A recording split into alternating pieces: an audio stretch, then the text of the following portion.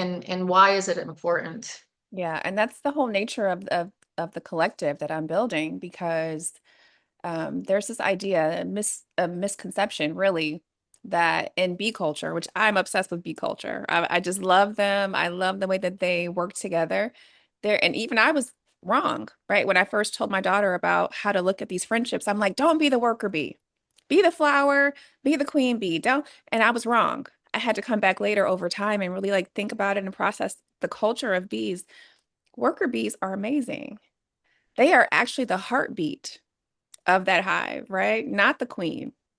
And if the queen is not producing, if she's not setting the culture, that's her job, is to produce the babies, the ideas, right? That's how I look at it. Some people think, oh, the queen is like everything. She's in charge. She's not in charge.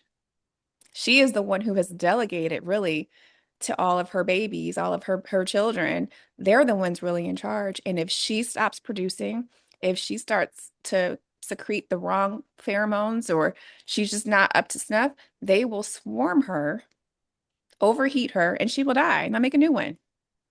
Right? The difference between the queen bee and the worker bees is just your diet.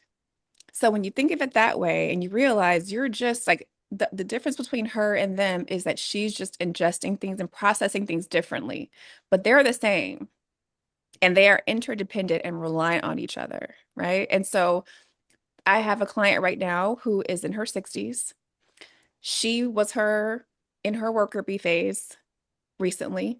Before that, she was in her queen bee phase for a long time because she has had a partner. Her husband of 30 plus years passed away.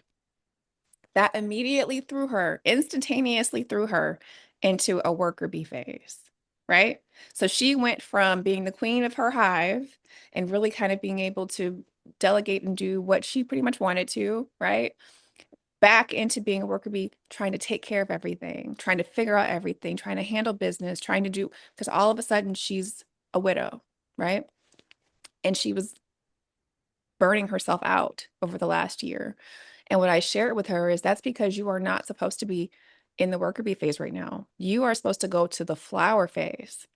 Now, in that flower phase is where you do what I call sort of that incubation, more of an incubation period. That is where you are focused. Your main job as a flower is metacognition, right? That is all I really want you to do as a flower is think about thinking, why do I think this way?